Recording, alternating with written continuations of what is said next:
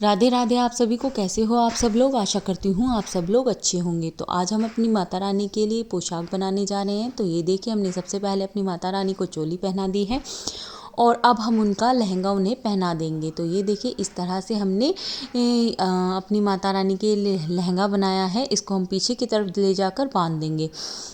और देखिए, हमने चुनरी भी अपनी माता रानी के लिए तैयार की है। तो हमने इस तरह से लहंगे से मैचिंग करती हुई चुनरी बनाई है। तो ये देखिए, इस तरह से हम अपनी माता रानी को लहंगा पहना देंगे और ये लहंगा बहुत ही सुंदर लग रहा है। चलिए बनाते हैं इसको। उससे पहले आप हमारे चैनल को लाइक शेयर एंड सब्सक्राइब करना मत भूलिएगा।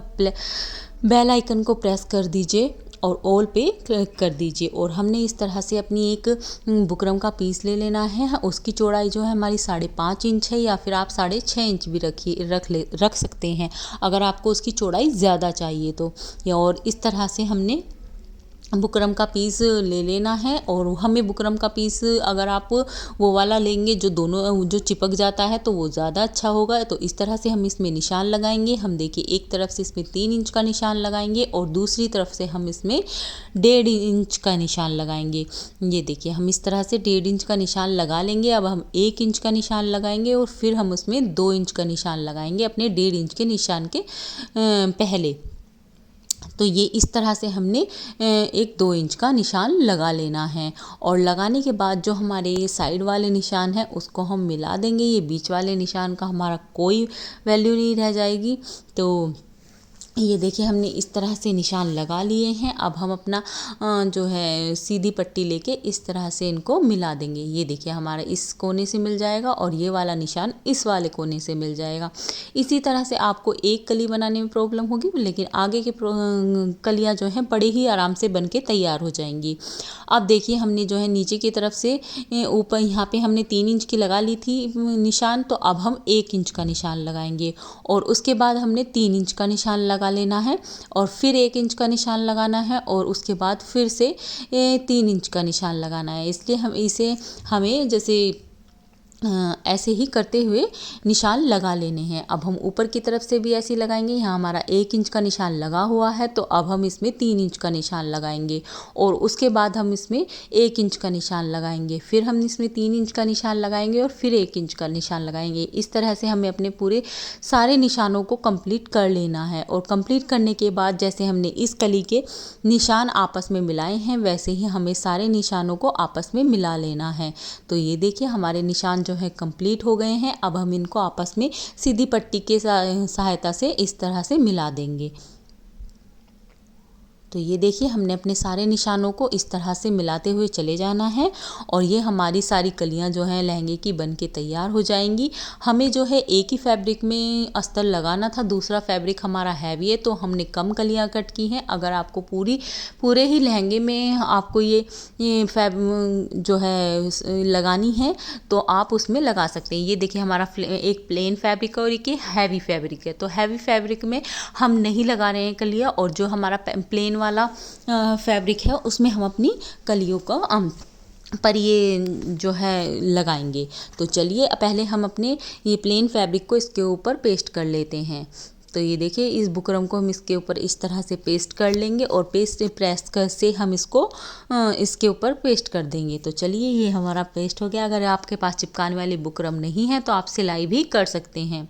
तो ये देखिए, इस तरह से हमने इसको पलट लिया और पलटने के बाद जो हमारी कलियों के निशान लगे हुए हैं इनको हम कटिंग कर लेंगे। ये देखिए, हमें इस तरह से यहाँ से कट करके सीधी सीधी कलियाँ हैं, हम बड़े ही आराम से निकल जाएंगी। इस तरह से इन्हें कट करते हुए चले जाना है निशानों के ऊपर। ये देखिए, इस तरह से हमारी ये एक कली कट के तैयार हो गई है और इसी तरह से हम अपनी सारी कलियों को कट कर लेंगे। तो चलिए, पहले हम इसको कट कर लेते हैं। चलिए,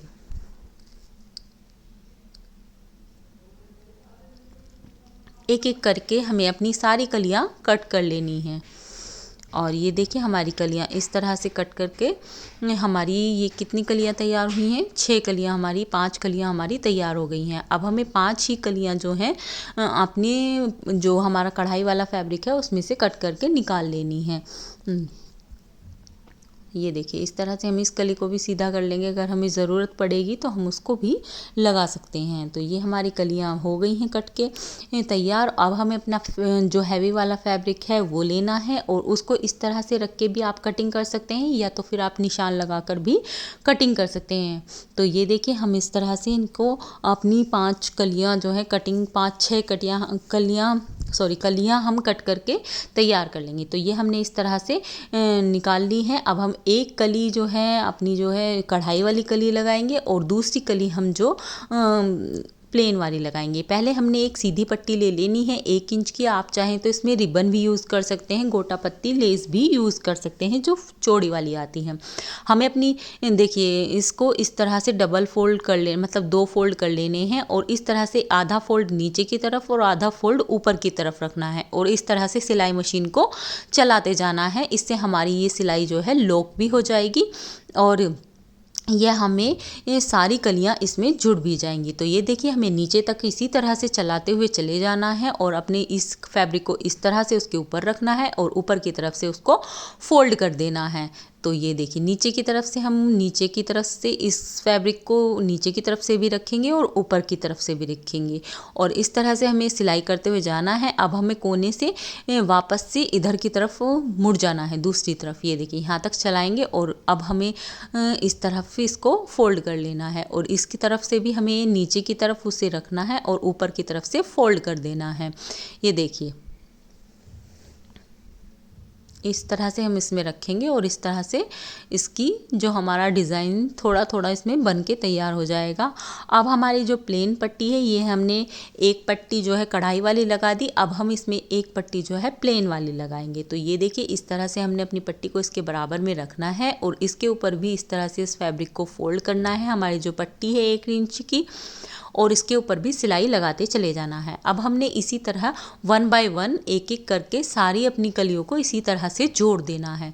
तो ये देखिए अब हमने दूसरी पट्टी रखी और इसके ऊपर भी इसको इस तरह से रख के अब हम सिलाई लगा देंगे और हमने जो है ये सारी पट्टियाँ इसी तरह से जो है अटैच कर लेनी है।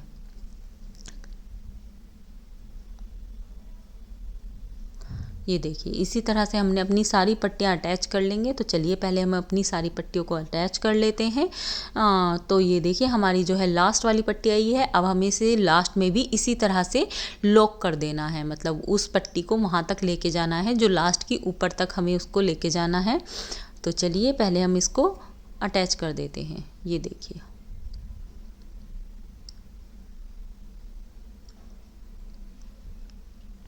ये हमारी लास्ट में जो है आ गई है। अब हम इसको कट करके जो हमारी एक्स्ट्रा पट्टी बची है उसे निकाल देंगे और निकालने के बाद जो है हम इस तरह से इसमें जो है नीचे की तरफ हम इसमें लेस लगा देंगे और लेस से हमारा और भी ज़्यादा सुंदर लगेगा। अगर आप इसमें जो है रिबन यूज़ कर रहे हैं तो आपको लेस की ज़रूरत नहीं पड़ेगी, लेकिन मैंने इसमें सीधी पट्टी लगाई है तो मैं इसमें जो है इस तरह से ये हमारे पास मल्टी सी कलर में लेस थी तो इसको हम इसके यहाँ पे नीचे की तरफ इसमें पूरे में अटैच कर देंगे। तो चलिए इसको लगा लेते हैं। हमने थोड़ा सा फोल्ड करना है लेस को, इस तरह से रखते हुए सिलाई लगा लेनी है।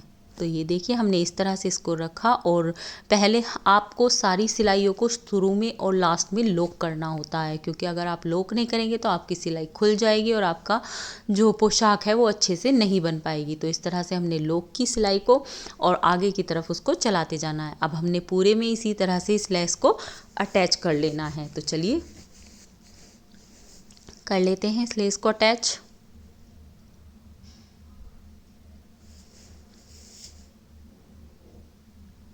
ये देखिए धीरे धीरे से आपको इसको चलाते जाना है, क्योंकि ये लेस जो है नीचे की तरफ खिसक जाती है, आपकी कहीं ना कहीं जो ऊपर का फैब्रिक है वो छूट जाएगा। बड़े आराम से आपको इसको लगाना है। तो चलिए हमने जो है इस तरह से अपनी लेस को पूरे में अटैच कर लिया है। जो एक्स्ट्रा धागे हैं आपको उसको निकाल के बाहर कर देना है। अब हमने जो है अपना लहंगा तैयार करना है। तो उसके लिए हमने जो है अब ये जो एक इसको इस तरह से फोल्ड करना है और एक के ऊपर एक रख के आधे इंच की दूरी से इस तरह से सिलाई लगा देनी है। इसी तरह से हमने अपनी सारी कलियों को तैयार कर लेना है। तो चलिए पहले हम इसमें सिलाई लगा देते हैं। तो चलिए पहले हम अपनी पहली कली को तैयार करते हैं और इस तरह से हमने इसको फोल्ड किया और फोल्ड करने के बाद हम जो है इसमें इसको अटैच कर देंगे। तो चलिए ये देखिए हमने इसमें इस तरह से इन कलियों को अटैच किया है, इस तरह से सिलाई लगा दी है। तो ये हमारी इस तरह से कलियां बन के तैयार होगी, ये जैसे हमारे लहंगे में बन के तैयार होती हैं। तो चलिए हमने इन सारी कलियों को इसी तरह से अटैच कर लेना है। तो ये देखिए हमारी सारी कलियां अटैच हो चुकी हैं। अब हमें जो है इस तरह से, या तो हमारा जो प्लेन फैब्रिक है हम इस पे जो है इस तरह से लेस को अटैच कर देंगे, या आपके पास मिरर या कुछ और भी है, आपके पास जो भी सामान है आप उससे उसको डेकोरेट कर सकते हैं। अब हम इसमें जो है नेफा लगाएंगे। नेफा लगाने के लिए हमने एक सीधी पट्टी लेनी है, हमने इसी के नाप की सीधी पट्टी लेनी है और उसकी 2 इंच चौड़ाई होगी और लंबाई इसके अपने घेर से के हिसाब से आप लेंगे। और उल्टी तरह से इसे डबल फोल्ड करके इस तरह से फोल्ड करके और नीचे की तरफ से उसको अटैच कर देना है। तो चलिए हम पहले उसको अटैच कर लेते हैं।